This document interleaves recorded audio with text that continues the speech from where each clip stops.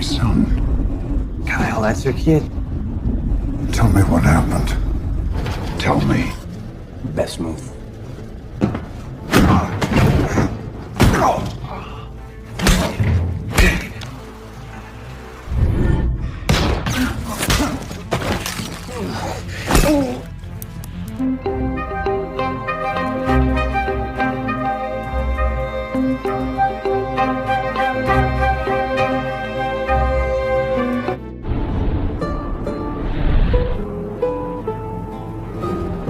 Di awal film, kita diperkenalkan dengan Michael, yang bekerja sebagai pengais salju. Michael memiliki istri, yang diketahui bernama Nadia. Sedangkan putra Michael, diketahui bernama Billy. Diketahui kalau Billy, bekerja di sebuah bandara. Terlihat keluarga kecil Michael ini, hidup dengan damai dan bahagia.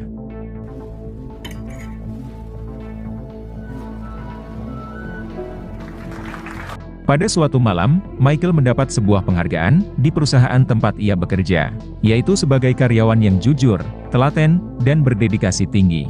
Namun malam itu, Billy berhalangan hadir di acara penghargaan si ayah, karena masih ada pekerjaan yang tidak bisa ditunda. When you drive this, I was lucky.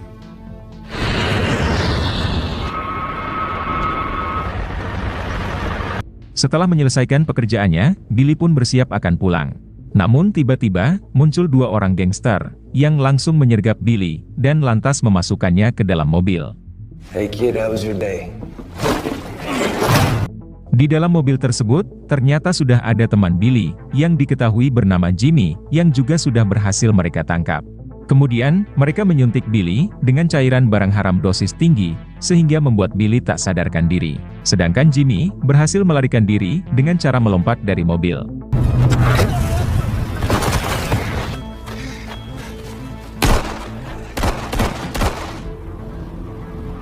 Di keesokan paginya, dua orang anggota gangster ini, lantas membawa Billy, duduk di sebuah kafe.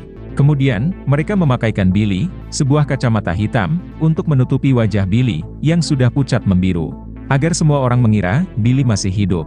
Padahal kenyataannya, Billy sudah tewas karena overdosis, akibat cairan barang haram, yang mereka suntikan tadi malam.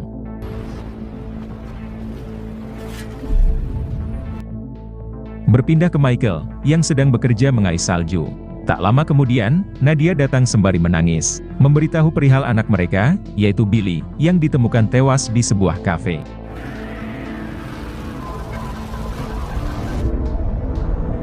Saat itu juga, Michael dan Nadia, mengarah ke rumah sakit.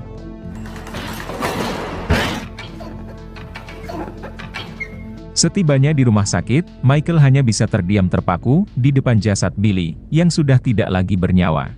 Michael seakan tidak percaya, kalau anak sematawayangnya, pergi secepat ini, dengan cara yang mengenaskan. Dokter mengatakan, Billy tewas karena overdosis barang haram, dengan level yang sangat tinggi. Mendengar hal tersebut, tentu Michael merasa heran, karena setahu dirinya, Billy bukanlah pecandu barang haram.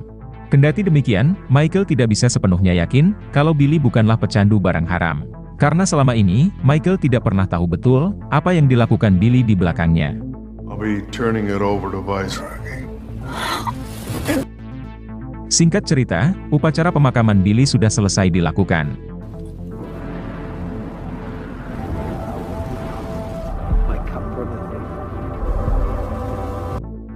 Tiga hari telah berlalu, namun rasa bersalah dan menyesal, masih terus menghantui Michael.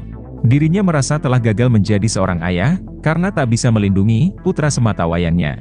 Sampai pada akhirnya, Michael pun bertekad untuk mengakhiri hidupnya sendiri. Karena Michael merasa, tanpa kehadiran seorang anak, hidupnya sudah tidak lagi berarti. Kemudian, Michael mengarah ke gudang, dan lantas mengambil senjatanya. Namun ketika Michael bersiap akan mengakhiri hidupnya, teman Billy yaitu Jimmy, datang menghampiri Michael. Ternyata selama 3 hari ini, Jimmy bersembunyi di gudang tersebut.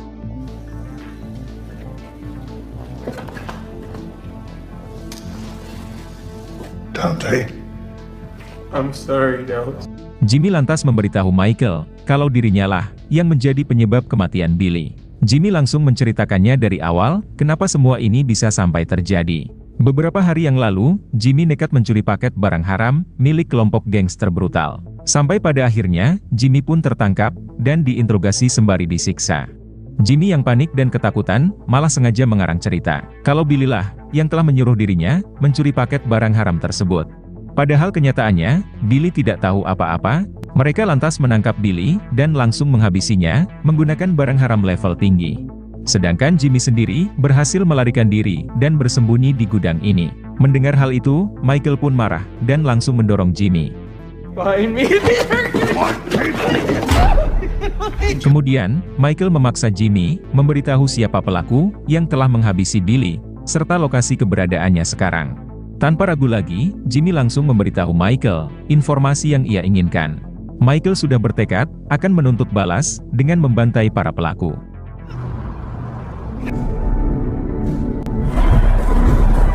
Malam itu juga, Michael mendatangi klub malam, tempat di mana pelaku berada. Michael datang dengan berpura-pura untuk membeli barang haram.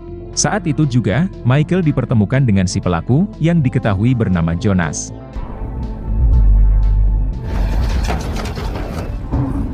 Setelah bertemu empat mata dengan Jonas, inilah yang Michael perbuat. I don't know any Dantes. Airport with my son. Kyle, that's your kid. Tell me what happened. Tell me. Best move.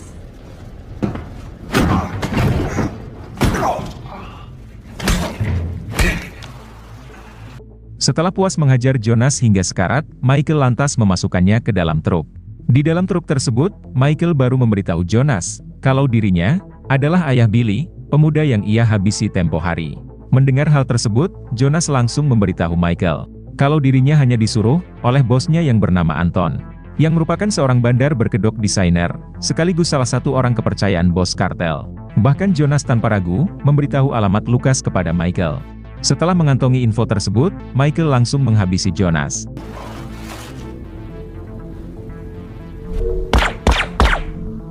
Setelah itu, Michael langsung membawa jasad Jonas untuk dibuang ke dalam sungai yang terletak tak jauh dari rumahnya. 555.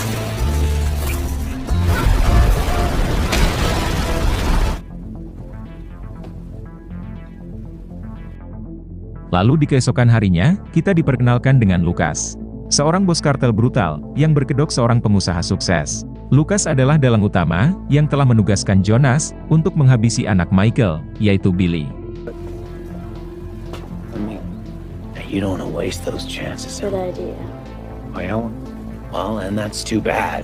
Dalam perjalanan mengantar putranya ke sekolah, Lucas mendapat laporan perihal Jonas yang telah ditemukan tewas dihabisi. Akan tetapi, Lucas tidak peduli sama sekali. Karena Jonas hanya anak buah rendahan, yang tidak akan memberi dampak buruk bagi bisnis barang haram Lucas. I had no hand in this. Berpindah ke Michael, yang mulai merakit senjata untuk menghabisi Anton, alias salah satu orang kepercayaan bos kartel, yaitu Lucas.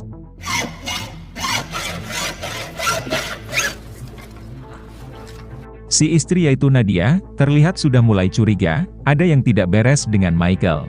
Karena hampir berjam-jam, Lucas selalu menghabiskan waktu di dalam gudang kosong tersebut. Akan tetapi, Nadia tidak terlalu mempedulikannya. Karena sampai saat ini, Nadia masih berkabung. Give me 1 second. Di keesokan harinya, Michael langsung mendatangi Anton di butik pakaiannya. Michael datang dengan berpura-pura membeli gaun untuk istrinya. Namun gelagat Michael yang aneh membuat Anton menaruh curiga kalau Michael datang untuk menghabisinya. Kemudian, Anton langsung meraih senjata untuk menghabisi Michael. Namun dengan sigap, Michael berhasil membalikan keadaan.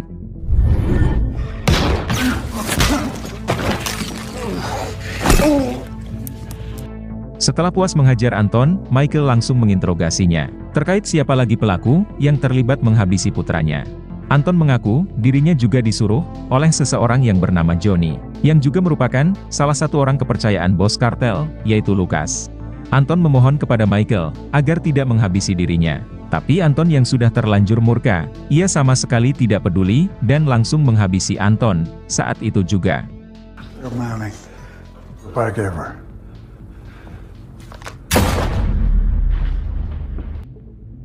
Berpindah ke Lucas, yang sedang adu argumen dengan mantan istrinya, yaitu perihal hak asuh anak mereka. Lucas yang sangat menyayangi putranya, tanpa ragu mengancam si mantan istri. Lucas berkata, ia akan melakukan cara apapun untuk mendapatkan hak asuh anaknya, termasuk memakai cara kotor dengan membantai si mantan istri. You want our son to eat the same You thing. should be grateful. Congratulations, you've broken the cycle. I've spoken to my lawyer. See what your lawyer thinks about that. Berpindah ke Michael, yang sedang memantau pelaku ketiga, yaitu Johnny. Johnny yang sedang keluar dari rumah, dibuntuti oleh Michael, menggunakan mobil pengeruk saljunya. Kemudian, Michael sengaja menghalangi mobil Johnny, dengan menimbun tumpukan salju, di jalan yang dilalui oleh Johnny.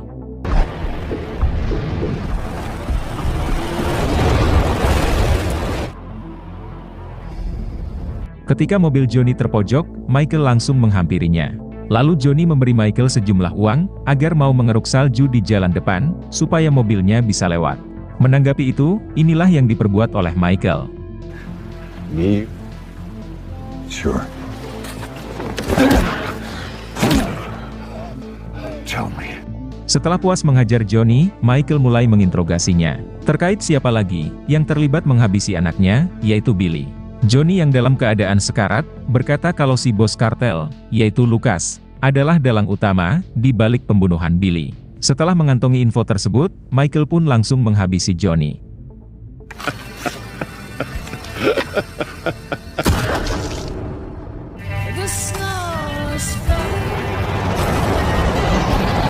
Setelah itu, Michael kembali ke rumah, untuk memikirkan bagaimana cara untuk menghabisi Lucas. Mengingat, Lucas adalah bos kartel, yang memiliki ratusan orang, anak buah bersenjata. Sedangkan Michael hanya seorang diri, dan tak memiliki senjata yang memadai.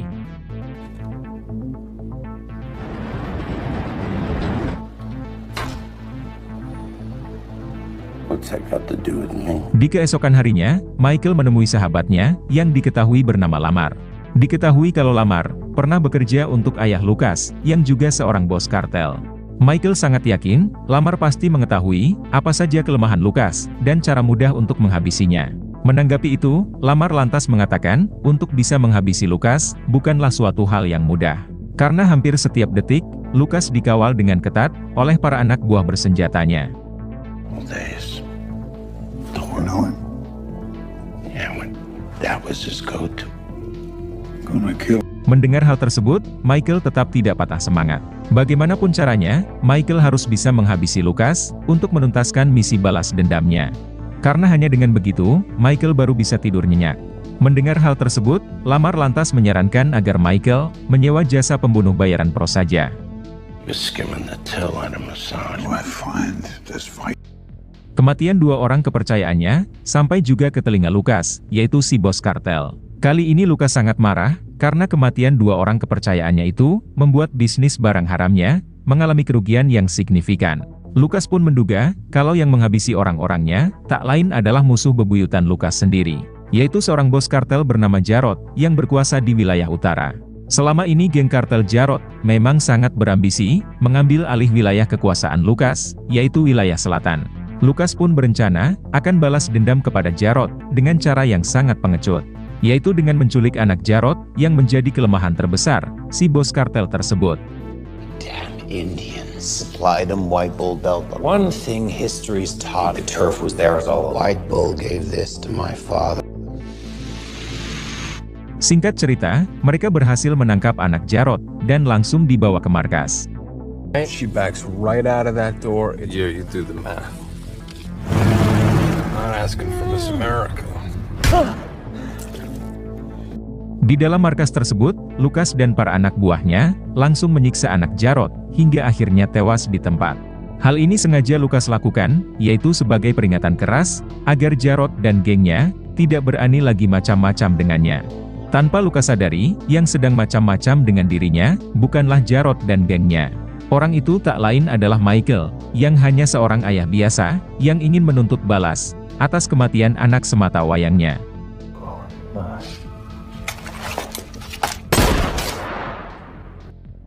Mengetahui putranya dihabisi dengan cara brutal, tentu Jarod sangat murka, dan pasti tidak akan tinggal diam begitu saja.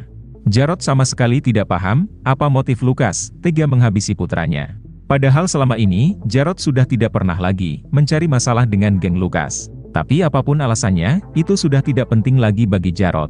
Karena sekarang, Jarod akan menuntut balas dengan cara yang jauh lebih brutal.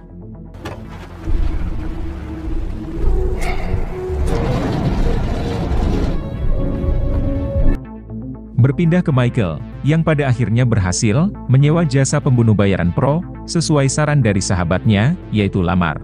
Akan tetapi, ketika bertransaksi dengan si pembunuh bayaran, Michael tidak memakai namanya sendiri, tetapi nama sahabatnya, yaitu Lamar Cosman. Sedangkan si pembunuh bayaran pro ini, diketahui bernama Jack. Michael langsung memberikan Jack bayaran di muka, sebesar $250.000. Sedangkan sisa imbalan separuhnya lagi, baru akan Michael berikan, apabila misi sudah selesai.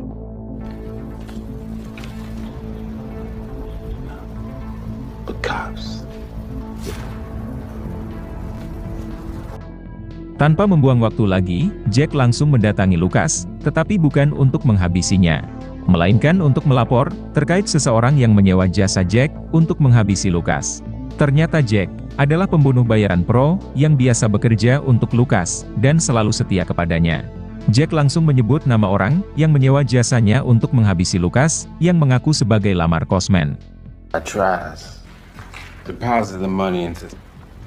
I like work. Guy's name is Coxman. Mendengar nama itu, tentu Lucas sangat kenal. Karena Lamar Cosman adalah mantan supir pribadi almarhum ayahnya. Tanpa Lucas sadari, yang menginginkan dirinya mati, bukanlah Lamar Cosman, melainkan Michael si pengais salju. Setelah itu, Lucas langsung menugaskan anak buahnya, untuk menghabisi Jack, si pembunuh bayaran pro ini. Karena Lucas khawatir, suatu hari Jack akan tergiur, untuk menghabisi dirinya, dengan upah yang berkali-kali lipat. Deal to kill me for matter in the hood. Wow.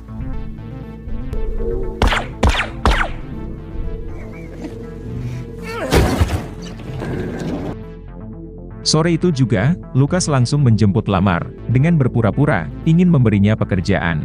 Lamar yang tidak menaruh curiga apapun, langsung setuju ikut bersama Lucas. Lucas menduga kuat, motif Lamar ingin menghabisi dirinya, tak lain adalah untuk balas dendam, kepada almarhum ayahnya, yang juga seorang bos kartel. Diketahui kalau ayah Lucas, pernah memperkaos istri Lamar, sehingga membuat Lamar mengundurkan diri, menjadi supir pribadi ayah Lucas. Tanpa mengkonfirmasi kebenarannya terlebih dahulu, Lucas langsung menghabisi Lamar, saat itu juga. Shit stole my womb. His rancid blood. I flushed it down the toilet. Are we done? Hey, wingman! Singkat cerita, Michael menghadiri pemakaman Lamar. Michael sangat menyesal dan merasa bersalah, karena telah memakai nama Lamar Cosman, ketika bertransaksi kepada si pembunuh bayaran. Alhasil, Lamar yang tidak bersalah, menjadi korban kebrutalan Lucas. Sekarang denda Michael kepada Lucas, menjadi semakin memuncak. Karena Lucas tidak hanya menghabisi anaknya, tapi Lucas juga telah menghabisi sahabatnya, yaitu Lamar Cosman.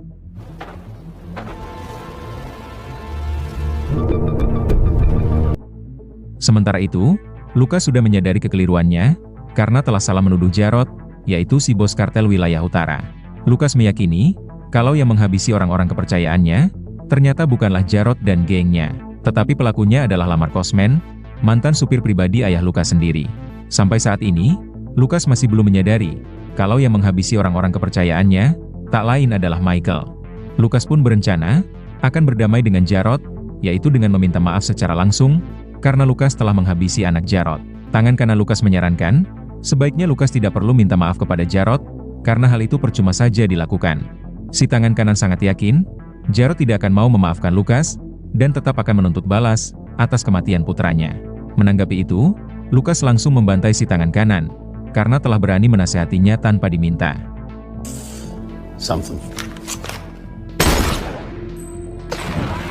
Setelah itu, Lucas menugaskan anak buahnya, mengantar kepala si tangan kanan, kepada si bos kartel, yaitu Jarod. Yaitu sebagai simbol permintaan maaf, karena Lucas telah menghabisi anak Jarod. Singkat cerita, anak buah Lucas tiba di markas Jarod, sembari membawa kepala si tangan kanan, sebagai simbol permintaan maaf dari Lucas. Menanggapi itu, Jarod langsung menegaskan, anak harus dibayar dengan anak. Dengan kata lain, Jarod menolak berdamai dengan Lucas, dan tetap akan melanjutkan perang antar dua geng kartel ini. Setelah itu, Jarod menghabisi anak buah Lucas.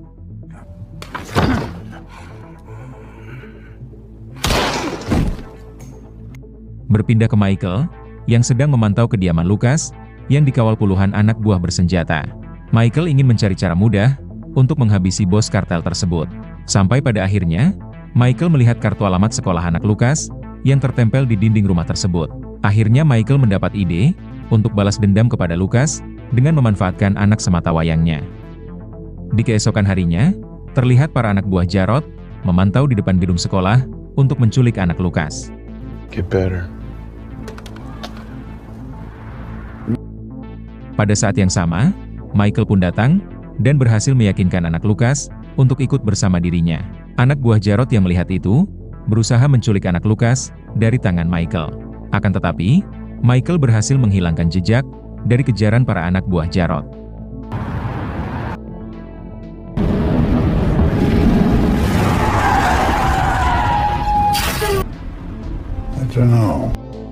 Sejam kemudian, wali kelas anak Lucas datang menghadap si bos kartel tersebut.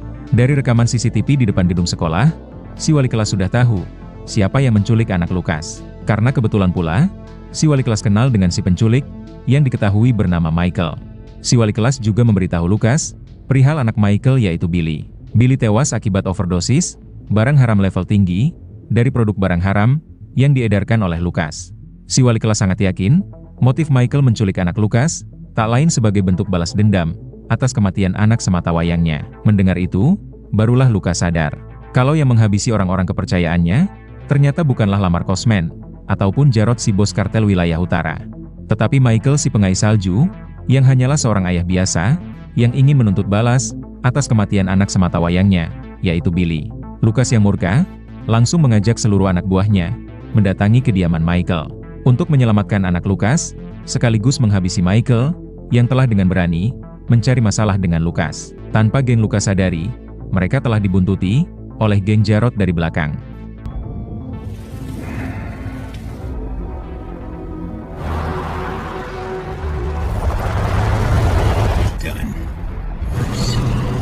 Singkat cerita, geng Lucas tiba di kediaman Michael.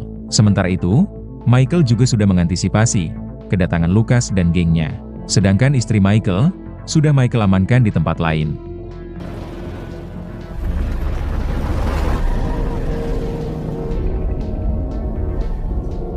Kemudian Michael bersiap-siap untuk membidik kepala Lucas dengan senjata laras panjangnya. Namun sialnya, posisi Michael berhasil dipojokkan oleh seorang anak buah Lucas dari arah belakang.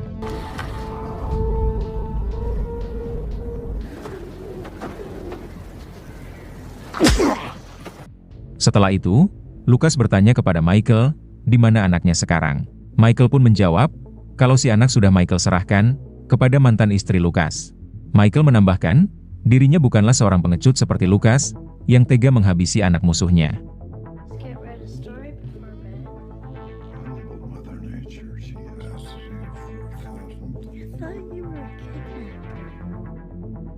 Ketika Lucas bersiap akan menghabisi Michael, geng Jarod pun muncul, sehingga baku tembak sengit tidak bisa lagi dihindari.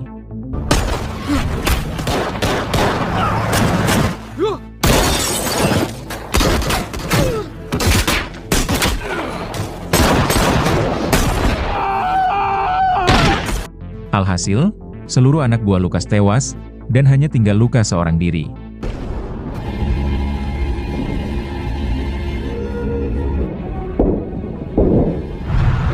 Lucas berusaha melarikan diri dengan mobilnya, namun berhasil digagalkan oleh Michael, menggunakan mobil pengais saljunya.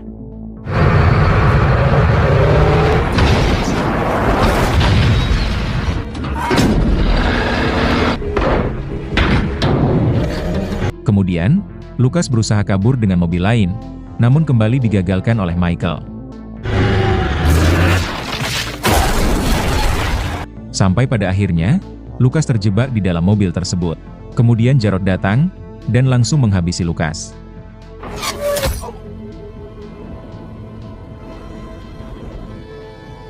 Karena Lucas sudah tewas, dendam Michael pun akhirnya tuntas. Kemudian, Michael meninggalkan rumahnya untuk pindah ke kota lain dan memulai hidup yang baru bersama istrinya yaitu Nadia. Namun tiba-tiba, Jarod masuk ke dalam mobil Michael sembari menodongkan senjatanya. Namun bukan untuk menghabisi Michael, tetapi untuk menumpang di dalam mobilnya. Karena seluruh anak buah Jarod juga sudah tewas di tempat. Akhirnya Michael dan Jarod pergi bersama dalam keadaan lega. Karena balas dendam atas kematian anak masing-masing sudah dituntaskan. Kemudian, film pun selesai.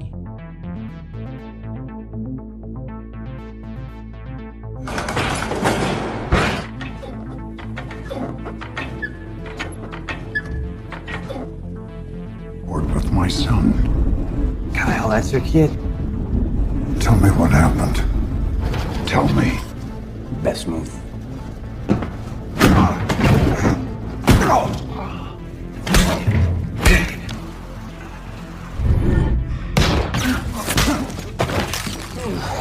Oh!